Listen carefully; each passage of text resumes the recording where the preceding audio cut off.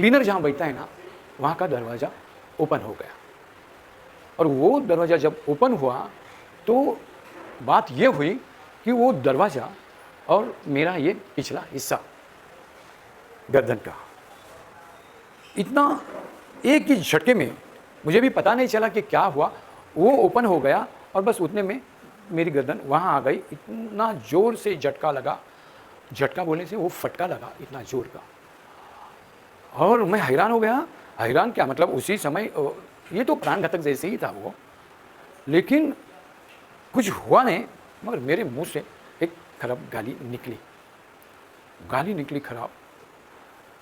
और उसी वक्त मेरे हाथ में, तभी कैसेट का ज़माना था, तो मेरे हाथ में बाबा की आरतियों की कैसेट, वो चारों आरतियों की 2 कैसेट्स थी मेरे हाथ में। और मेरे दिमाग में ऐसे हो गया कि अरे मैंने क्या किया, गाली दी उस आदमी को, और मेरे हाथ में क्या है ये। तो मैंने बाबा का चित्र तो था ही कैसेट्स के ऊपर, तो मैंने देखा, बाबा को बोला, बाबा आई एम वेरी सॉरी, ये मेरा रिफ्लेक्स एक्शन था, आई एम वेरी सॉरी। और मैं घर गया, दूसरे दिन काम पर गया। ओम साई नाम। हे एवरीवन, तो आ गई है 82 नंबर की कहानी, जो कि है केवल और केवल साईं भक्तों की ज़ुबानी लीला, या कह लीजिए साईं स्टोरी। एक ऐसे भक्त की जो कि जितने भी साईं डिवोटीज़ हैं वो ये अनुभव करते होंगे कि जब जब हम पे विपत्ति आती है तो ऐसा लगता है कि या तो हमारा किसी ने दुख, जिसे कहते हैं ना, कि हर लिया, या कहीं ना कहीं से कुछ तो सेटअप हुआ है। तो वो मतलब हमें कुछ मिरेकल वाली चीज़ें लगती हैं कि यार हमारे साथ मतलब ऐसा हो सकता था पर हुआ नहीं। तो सेम ऐसे ही भक्त का कहना है कि उनके साथ जानलेवा हादसा होते होते टला, और वही वाली बात है कि शायद बाबा ने वो दुख हर लिया। तो आप किसी को भी मानते हैं, अगर आपका अटूट विश्वास है ना, और कोई भी विपत्ति आप पे आती है, तो मतलब वो शक्ति आपको उस टाइम पे ज़रूर बचाती है, और ये ज़रूर दिखाती है कि देख ऐसा होते होते बच गया। तो वही सेम कुछ भक्त के साथ भी हुआ है। बहुत खूबसूरत लीला है, छोटी सी लीला है, ज़रूर सुनेगा। और लीला सुनने से पहले एक बात हमेशा ध्यान रखें कि सबसे ऊपर कर्म और इंसानियत है, उसके बाद वो जिनको आप मानते हैं। जैसे मेरे लिए मेरे साईं, आपके लिए कौन है, कमेंट करके ज़रूर बताएं। आइए सुनते हैं ये छोटी सी लीला भक्त के ही द्वारा। जो साईं बाबा का मंदिर है, इसके साथ मैं जुड़ा हूँ कुछ 2014 से। जैसे यहाँ जुड़ा हूँ, बाबा ने भी मुझे अपने पास लिया है, तो बाबा के भक्ति में रहता हूँ, सेवक हूँ उनका। आज मैं जो अनुभव कथन करने जा रहा हूँ, ये एक 22-23 साल पुरानी घटना है। मैं बैंक में काम करता था तभी, और मेरी ट्रांसफ़र हो गई थी इंदौर में। तो इंदौर में वासुदेव नगर, जहाँ ज़्यादातर महाराष्ट्रियन लोग रहते हैं, वहाँ एक चिटनीस नाम की फैमिली, उनके घर में मैं एक रूम लेकर रहता था वहाँ।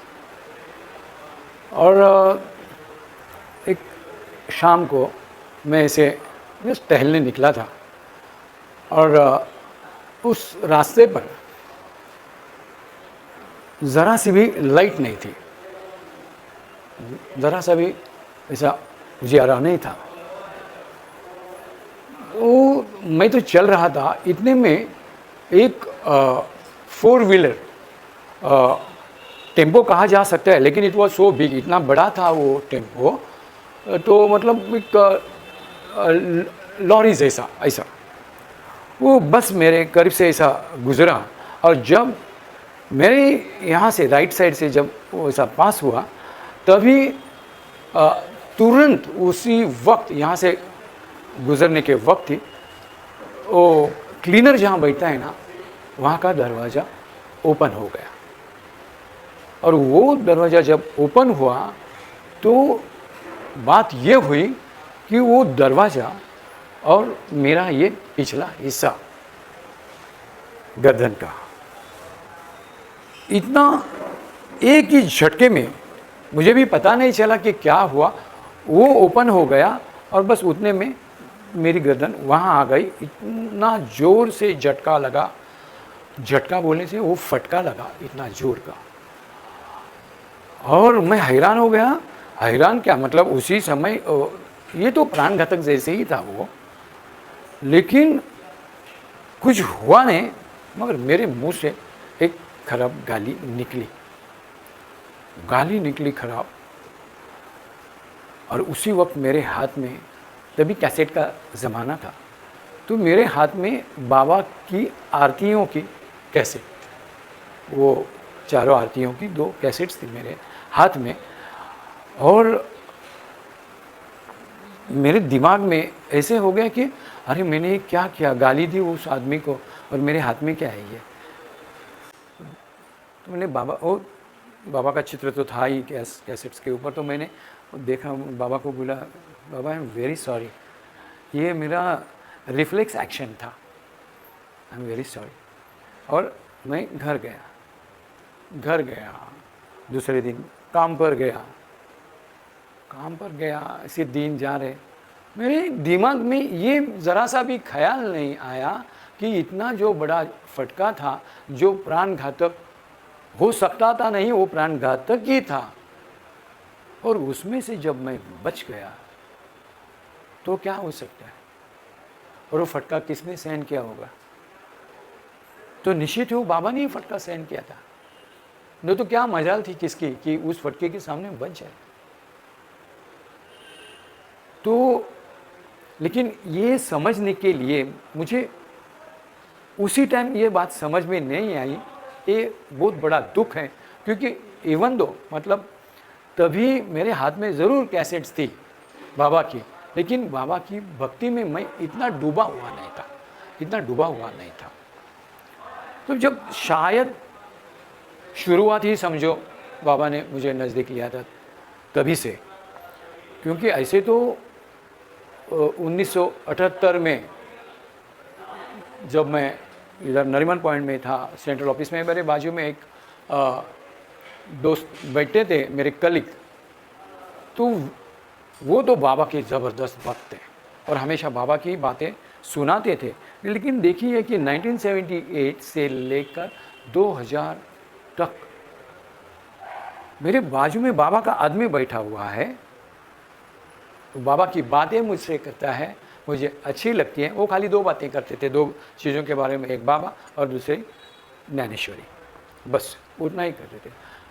तो बाबा के भक्ति में आने के लिए इतने साल गुजर गए, तो ये कितनी हैरानी की बात है। मतलब क्यों नहीं ऐसा हुआ कि 78 से ही अगर मैं बाबा के भक्ति में हो जाता था, खो जाता था, तो कितना अच्छा होता था, लेकिन नहीं हुआ ऐसे। तो फ्रॉम 1978 ऑनवर्ड्स टू मुझे लगता है 2010 को मेरा एक 60 साल हुआ तभी, और उस 60 साल के वक्त मेरा जाना हुआ शिरडी में बाबा के यहाँ, और बाबा ने वहाँ जो मुझे एक वहीं जो साक्षात्कार दिया है वो मैं कभी भूल नहीं सकता। तभी मुझे लगा बाबा ने अभी मुझे अपने पास ले लिया है, बस, और तब से मैं बाबा की भक्ति में हूँ। तो कमेंट करके ज़रूर बताएं कि आपको ये लीला कैसी लगी। हालांकि बहुत ज़्यादा रिलेटेबल होती है ऐसी लीलाएं जो सभी जितने, चाहे वो साईं डिवोटीज़ हों या किसी भी ऐसी शक्ति को मानने वाले हों, जिनको लगता है कि हम ऐसी परिस्थिति में थे जहाँ हमारे को किसी ने बचा दिया, या फिर इंस्टीट्यूशन होते हैं एक अंदर से कि यार कुछ ख़राब होने वाला है, पर वो सही हो जाते हैं एकदम से। तो ऐसा कुछ होता है, ये मेरे ख्याल से सभी के साथ होता होगा ना। तो कमेंट करके बताना कि आपको लीला कैसी लगी। और जब बाबा के प्रति प्यार लोगों के मुख से सुनो तो और ज़्यादा, बहुत ज़्यादा, मतलब अंदर से भी अच्छा सा फील होता है कि एक्चुअल में हमारे बाबा हैं ही ऐसे।